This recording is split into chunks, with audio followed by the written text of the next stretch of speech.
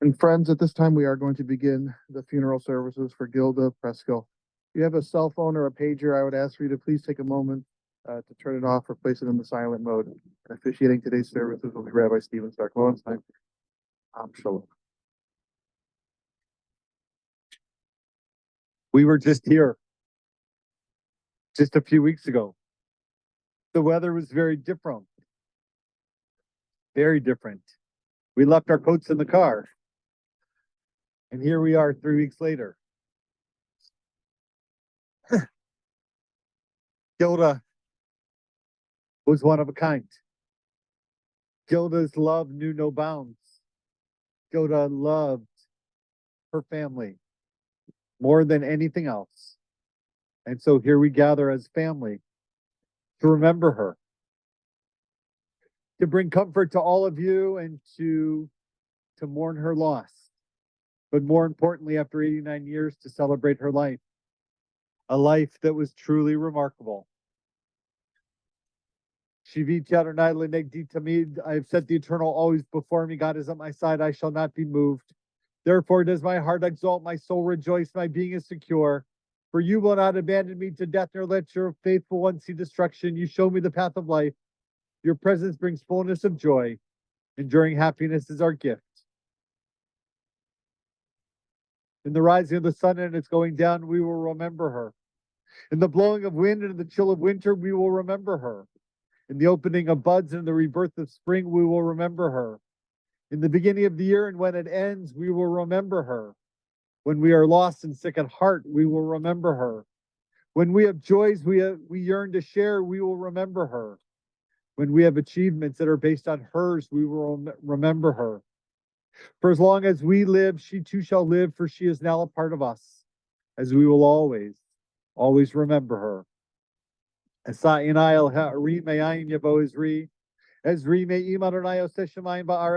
up my eyes to the mountains. What is the source of my help? My help comes from God, maker of heaven and earth. God will not let your foot give way. Your protector will not slumber. See, the protector of Israel neither slumbers nor sleeps. God is your guardian. God is your protection at your right hand. The sun will not strike you by day, nor the moon by night. God will guard your soul, your going and coming, now and forever. We extend our deepest condolences to all of you, her family and friends, William and Carolyn, David and Nadine, Robert and Nancy, beautiful grandchildren, Jacob and Nikki, Isabel and Alex, Guy and Bennett and Sasha and Lily and Ethan and Anna, and great-grandchildren, Julian and Owen and Sloan, and Isidoro, Ike, and Sherry. Together we say the 23rd Psalm. The words are in the service supplement. Please join with me. The Lord is my shepherd, I shall not want. He maketh me to lie down in green pastures. He leadeth me beside the still waters. He restoreth my soul. He leadeth me in paths of righteousness for his name's sake. Yea, though I walk through the valley of the shadow of death, I will fear no evil, for thou art with me. Thy rod and thy staff, they comfort me. Thou preparest a table before me in the presence of mine enemies. Thou hast anointed my head with oil, my cup runneth over. Surely goodness and mercy shall follow me all the days of my life, and I shall dwell in the house of the Lord forever. At this hour, the blessed presence of family and friends brings comfort and strength. It says to us, be sure that love, the spring of life, abides. May all who mourn take heart as they remember the goodness they've given and received. And when the days of their mourning are ended, may the memory of their loved ones, may Gilda's memory truly be a blessing. Like I begin with you, I know that you wanted to share a few words. There's a book called The Sibling Effect that posits that the longest relationships that we have in our lives are with our siblings. We get married later in life. We have children after that. Our parents die. but the longest sustaining relationship is our siblings, and how special it is to know how much the two of you experienced together in Cuba. Originally, the family from Europe.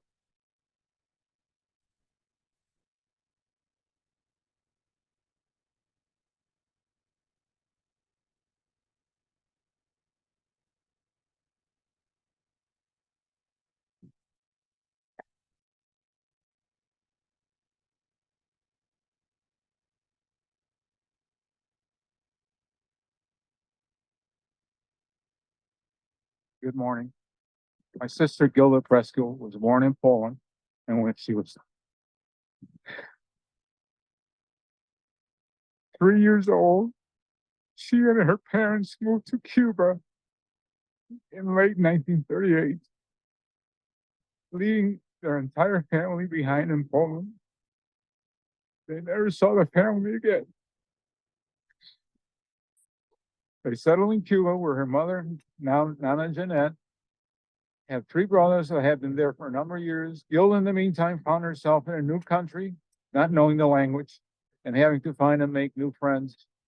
Her parents enrolled her at Centro Israelita de Cuba, which was a grammar school with a Yiddish, Spanish, and English teaching method.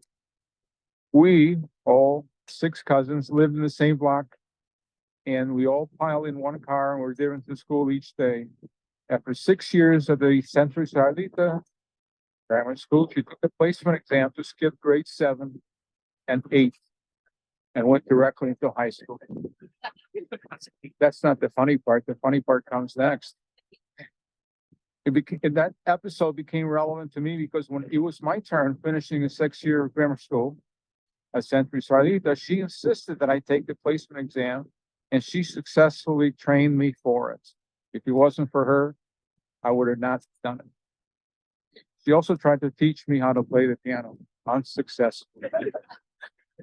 After graduating from the Institute of Medicine, she attended the University of Havana to study optometry. She got a doctorate of optometry degree, and while attending classes, she sometimes noticed this young man wearing fatigues and a gun, whose name was Fidel Castro, who was also a student at the same time. At Papa Leopold's suggestion, she decided to enroll at the Illinois Institute of Technology for a postdoctoral degree in optometry, specializing in the then new science of contact lenses. She was the first woman to obtain that postdoctoral degree at IIT. Right after she graduated, she married Stuart, and they lived happily ever after. 3 kids came along. In the meantime, Gilda, not wanting to give up her optometry experience practice, started a business to visit senior residents at nursing homes that needed glasses or contact lenses. That lasted for a few years.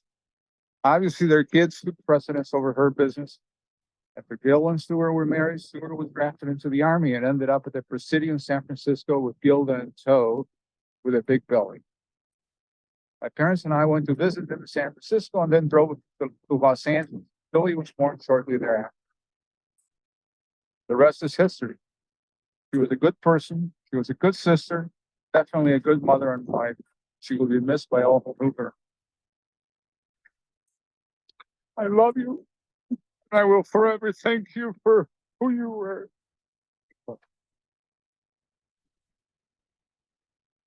Thank you for those beautiful words. Bill, I invite you to come forward next.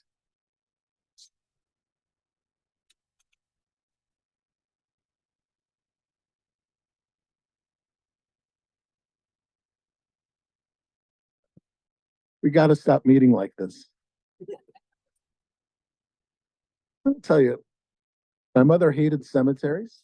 She hated funerals. She hated cold weather with a passion. Just telling you. She had a deep love for her family, loved people, tried to look forward and not backwards at every step, and prodded her sons to try to do their absolute best every day. It was a noted thing that she and I sometimes have conflicts because they're both strong-willed. but we always had respect for each other. And years later, we came to peace, and she was a tremendous example from a troubled home life, and made peace with it and made a good life. And we love her and we miss her, and we're happy to think about her and Dad being together.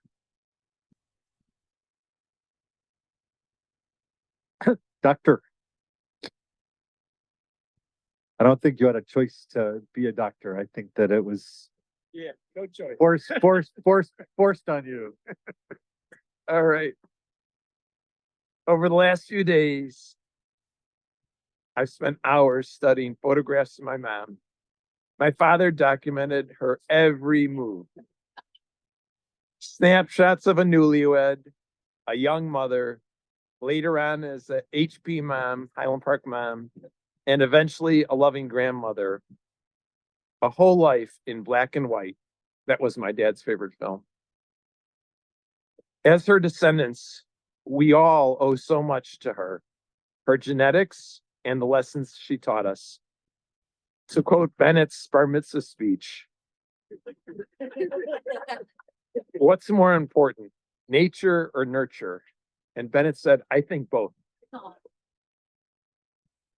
To start with the obvious, to any of us who's picked up a violin, a ukulele, a banjo, played the harp, and of course played a piano, we owe our passion and skills to Gilda.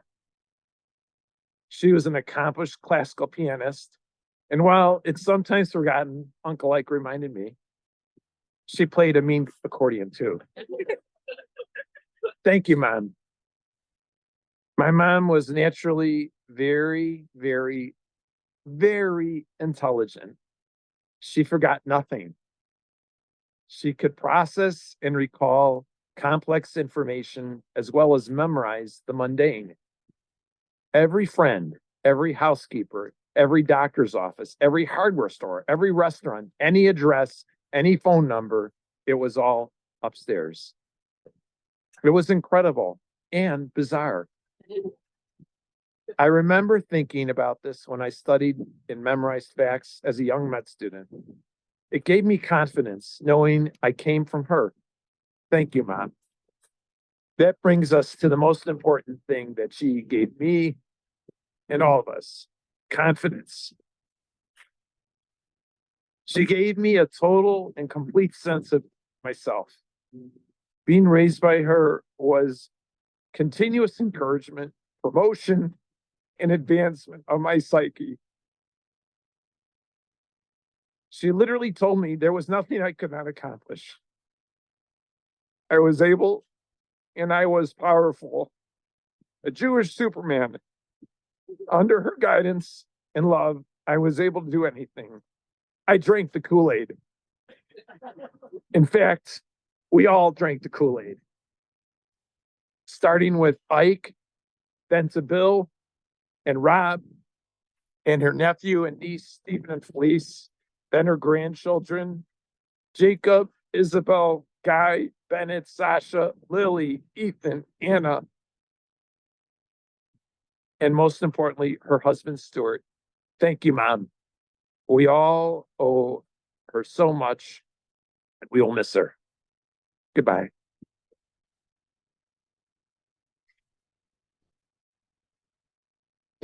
Rob.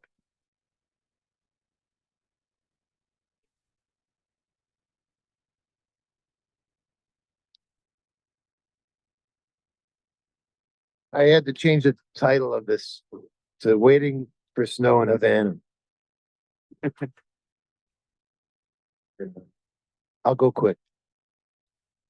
Remember that 70s diet craze, that low salt craze and the treadmill craze and all that stuff?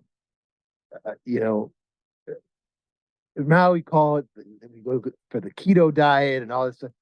She just went for it. She just ate whatever she wanted, and she lived as long as anyone could possibly live, going through all these dumb diets. So just remember what really works is, and she taught us this, is laughter, love, friendship. Thank you for being ahead of your time, not judging people for their natural size, like all those Oprah shows that we watch. Um, and I'll jump down to the next paragraph.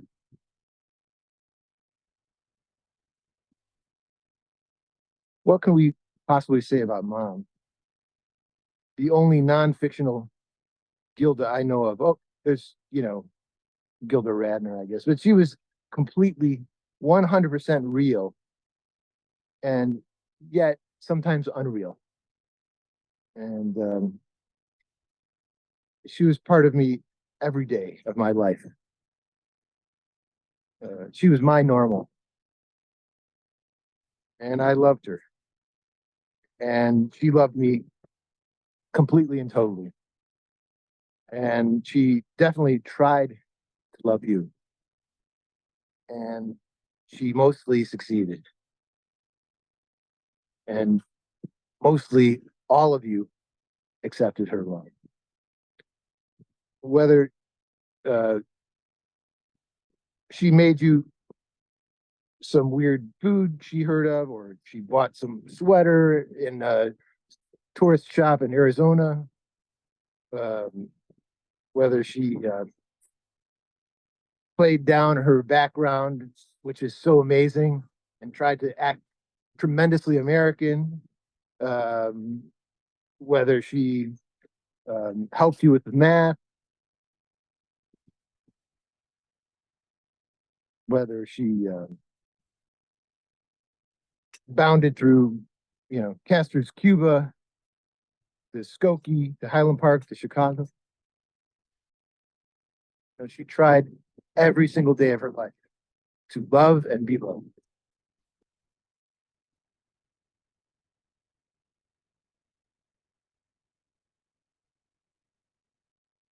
If I was new to a situation, quote unquote, if a teacher was, quote, acting up, or a schoolmate was, quote, having a bad day, she wanted me to not take it personally, instead to find friends and not take no for an answer.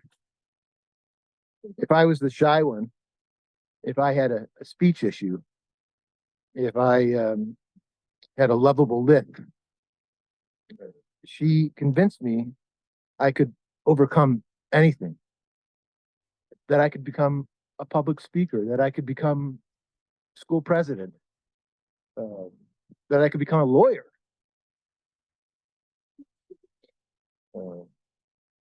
She told us all that we could do anything we could put our mind to. And she always wanted us to stay positive. And she said this during the most negative political times.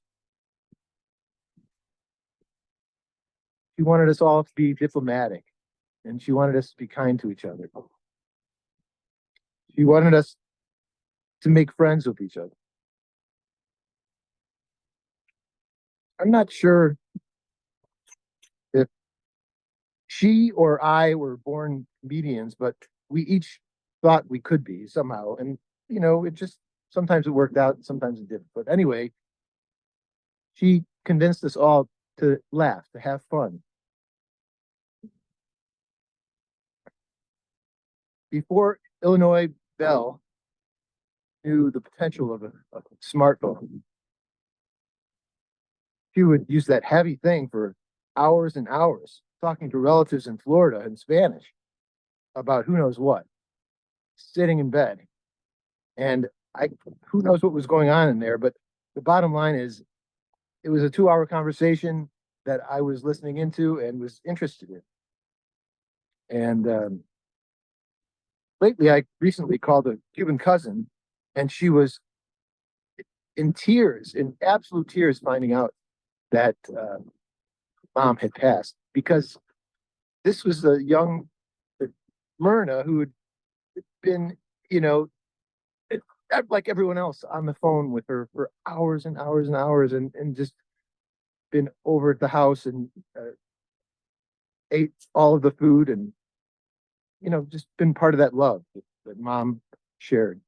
And I just want to mention one more thing. I know I'm going on and on, but it's doing great. She would do that one thing that I thought was so sophisticated, and it's collecting these cheap little teacups that are wonderful, that are I don't think, I don't know where she got these, but they look tremendous. But she how many of she has like 1,000 teacups, but where did she get them? And where are they now? But anyway, she had this love for teacups. And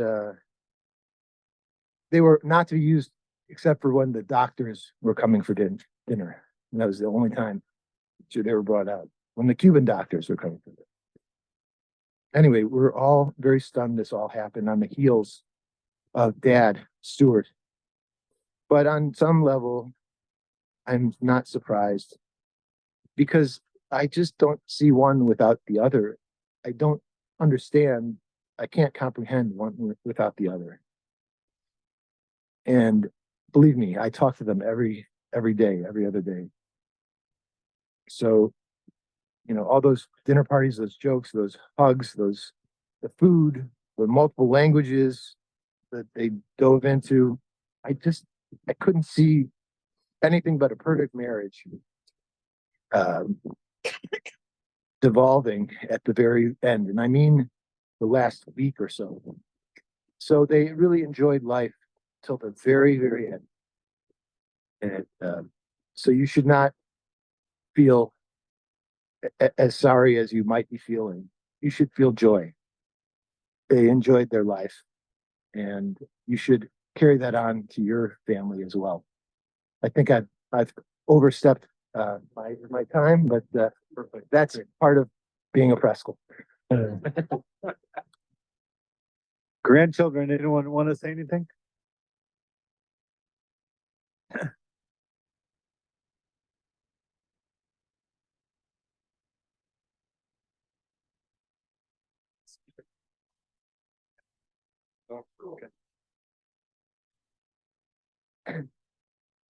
Hello?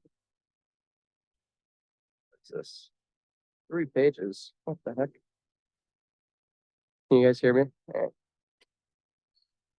Good morning, everyone. Thank you all for being here today to celebrate my Nana, Gilda. My name is Bennett.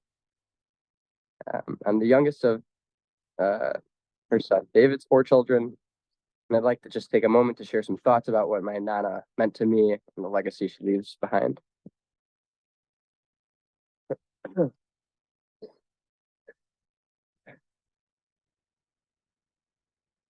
Growing up, I always knew that my Nana had lived through unimaginable hardships.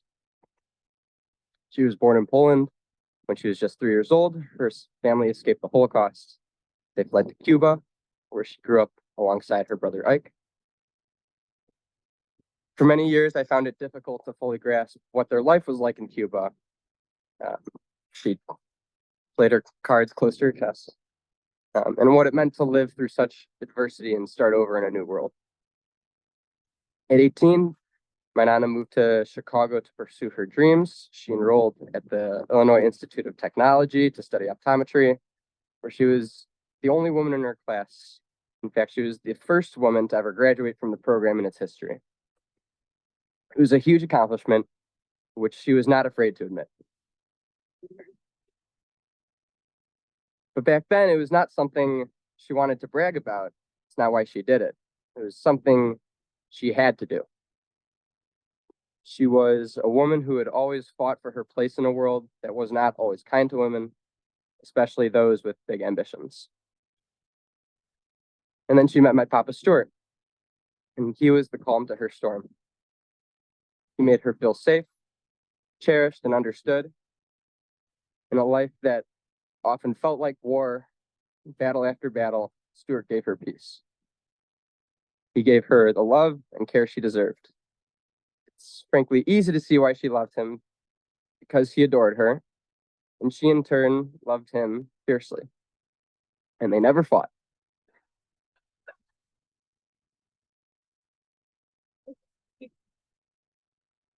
The second chapter of her life with my papa was filled with serene contentment. So it feels somehow fitting and beautiful that just 2 weeks ago, as her dapper chauffeur began to pull over, so did she. I love you this much became this is how much I love you.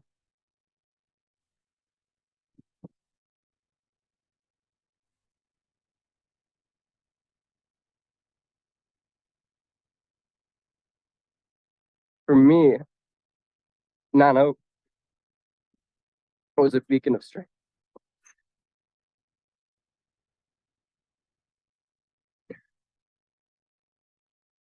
I remember getting a piano lesson from her when I was about 12. Around the time I was beginning to play more rock music instead of classical. I knew my new aggressive style wouldn't suit her, so I chose instead a tango by Piazzolla, which I thought was not just a beautiful piece, but one that I played particularly well. I wanted to show off. But I must have been in the rock condition because she stopped me before the end of the intro saying, "Too loud, play nicer."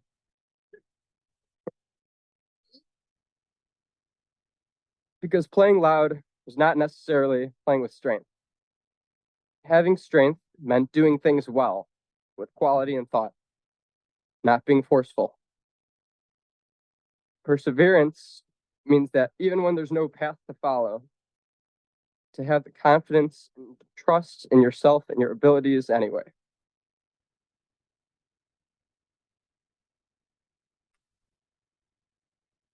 While she prioritized comfort, she inspires me to believe hard things are worth doing. But hard things are not just worth doing, further, we are meant to do them. We should pursue our aspirations, and when we eventually pick up our head, we will surely be proud of what we accomplish, and the sights that we have led ourselves to. With a heavy heart, I take comfort in knowing that she lived a full life, one that was rich with love, accomplishments, and the beauty of a woman who always did things her way on her terms. We love you, Nana. Thank you for everything. Any other grandchildren?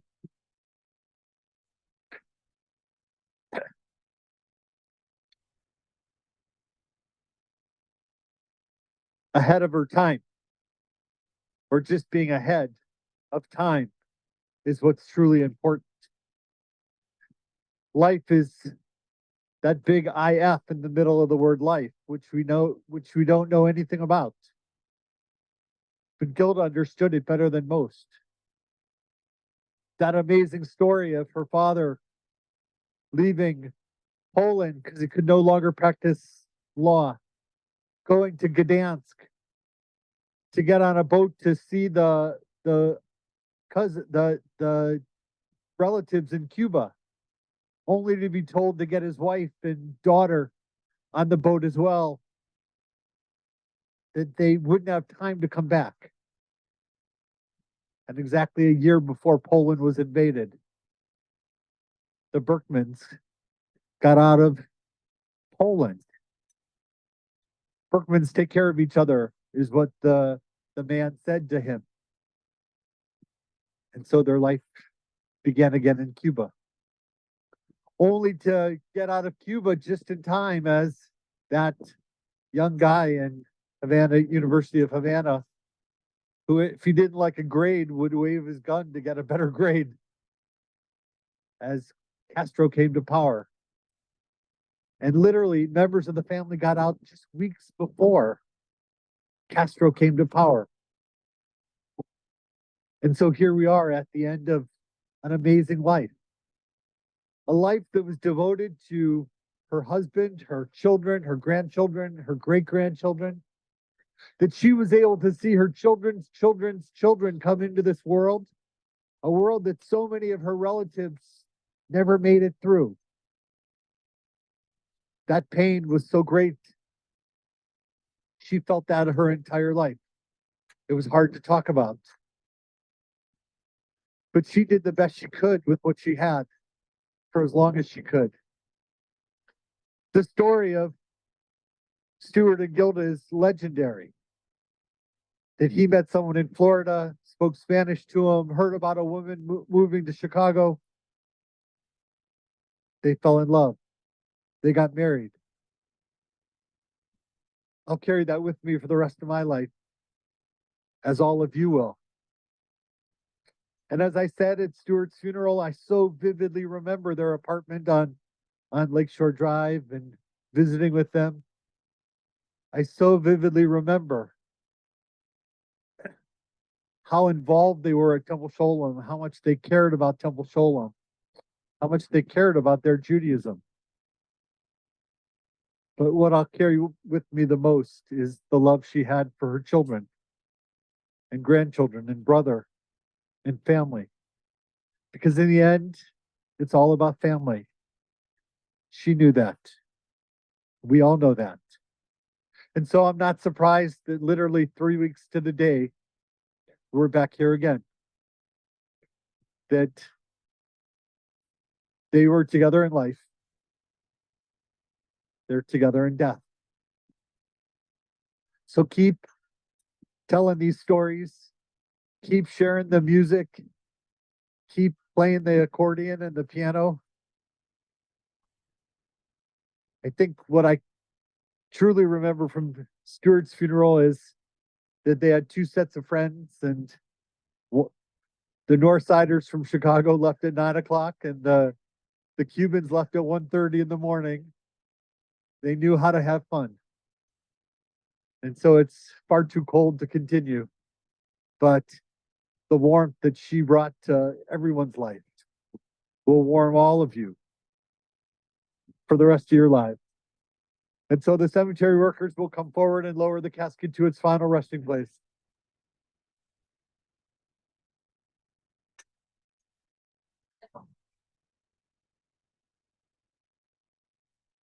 I was just thinking about Nana and Papa together. And can you hear me all right? I just wanted to say, thinking about Nana and Papa both, and Nana was difficult sometimes, especially from my vantage point. But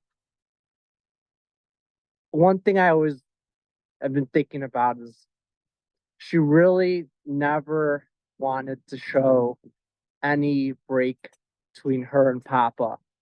And being a husband and wife, you could see a lot of successful marriages coming down from Nikki and I and everyone around here. And I think there's some credit goes to them and how to be supportive of your spouse. And I like Bennett. What did Bennett say? That they never fought, and she would just tell us that we never fight, we never do that. I remember for guys' graduation, Nikki, you remember? We had Nana and Papa in the back seat, and Nikki and I were just dating at the time, and we were trying to check out the weather. And I was driving, and I asked Nikki to pull up the weather app to see what we should wear. And I was like, it feels about 67 degrees. And Nikki looked it up and said, oh no, it's 71. And Nana said to Nikki, don't talk to him that way. So I think about, she loved her Preskill men a lot, but she really just loved Papa. And everyone else happened to be a Preskill men that was related to us. So I think it's very sweet how much she loved him. And I'm happy they are together still. We'd call all the time and just be FaceTiming in bed. They were never without 5 feet apart from each other. So back together.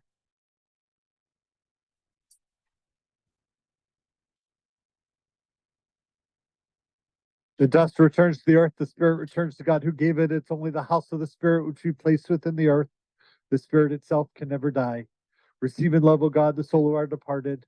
Grant her that everlasting peace which you have prepared for us in the world to come. Though no human eye has seen, nor ears heard, nor mind has grasped it, still it is our sure inheritance, our everlasting portion. O God, help us understand the grief and love go hand in hand, that the pain which loss inflicts is the measure of a love stronger than death.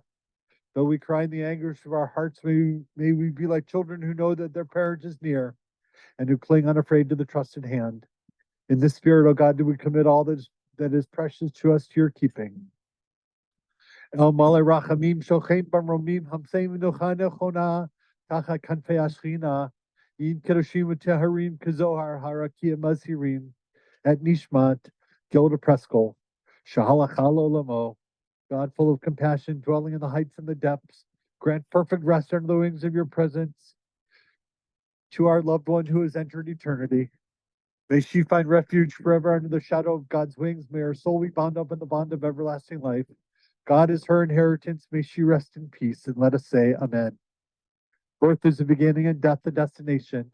But life is a journey, a going, a growing from stage to stage, from childhood to maturity and youth to age, from innocence to awareness and ignorance to knowing, from foolishness to discretion and then perhaps to wisdom, from weakness to strength or strength to weakness and often back again, from health to sickness and back we pray to health again, from offense to forgiveness, from loneliness to love, from joy to gratitude, from pain to compassion and fear to understanding, from fear to faith, from defeat to defeat to defeat until looking backwards or ahead. We see that victory lies on some high place along the way, but in having made the journey, stage by stage, a sacred pilgrimage. Birth is a beginning and death a destination. But life is a journey, a sacred pilgrimage made stage by stage, from birth to death to life to everlasting. We rise together for the mourner's Kaddish, a prayer that does not talk about death, but rather reaffirms our commitment to life. We say in her honor and in her memory these words, Yitkadal v'yitkadash shemei rabbah, ve'alma dibrach hirutei ve'amlich malchutei, v'chayechon v'yomechon v'chayed kol beit Yisrael, v'agalav bizman kariv yimru amen. Yehei shmei rabbah mevarach le'olam omei amaya, yitbarach v'yishtabach v'yipa'ar v'yitraman v'yitnaseh, v'yithadar v'yitalev v'yitalal shmei dekudsha brichu, la'ela min kol berchata v'shirata, tush b'chata v'nechamata, damiran v'alma v'yimru amen. Yehei shlama rabba min shemaya, v'chayim aleinu v'al kol Yisrael, v'yimru amen. Oseh shalom bimramav hu yaseh shalom, aleinu v'al kol Yisrael, v'yimru amen. May the source of peace and peace to all who mourn and comfort all who have bereaved, and let us say, Amen.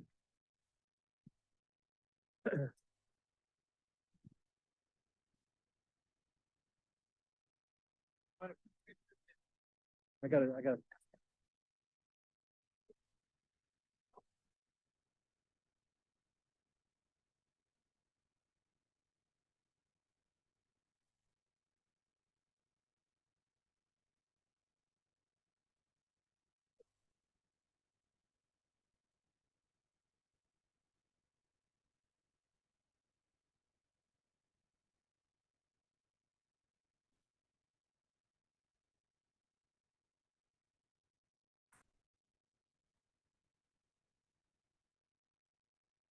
We had earth from the land of Israel, hoping and praying for a world truly at peace.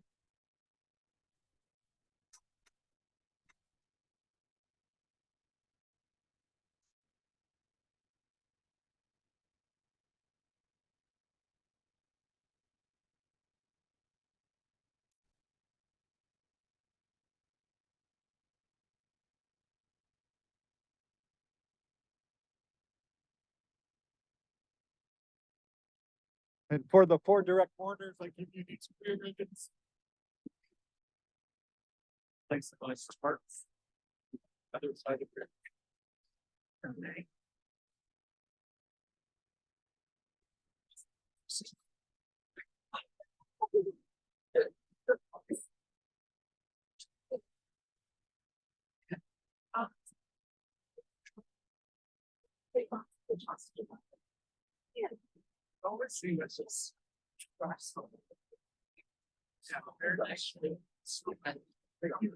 Maybe they started.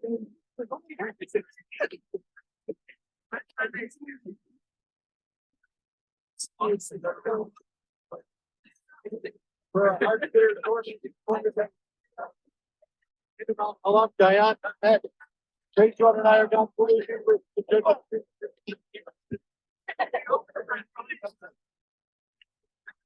We're still in the period of chief for Stewart. And so tonight in services, we'll say both their names. As we will next week as well. And but they are together. Together in life, they are together now.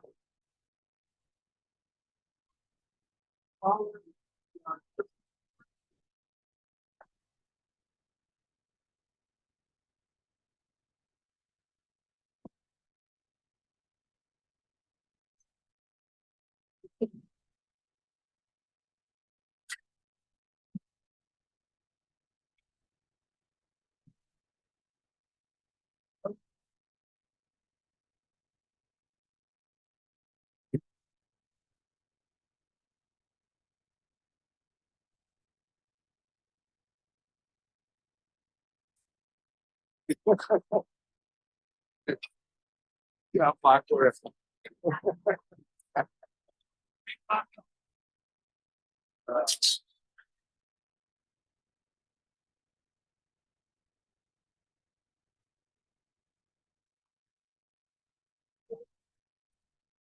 Again, the ground is very heavy here.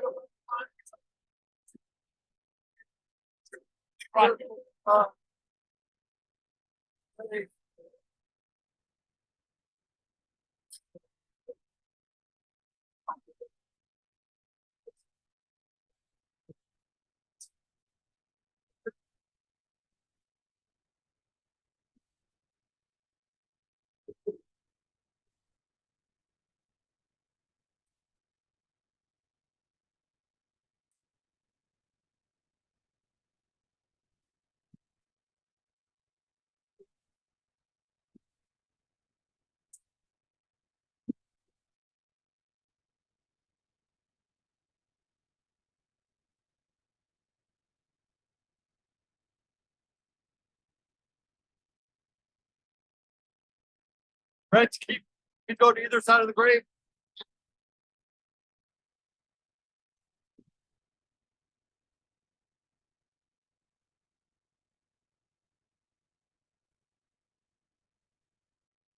And friends, just as a reminder, and for those who join us online,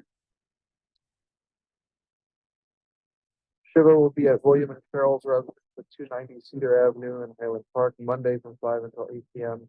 And any memorial contributions to be made to the congregation of Amshalom.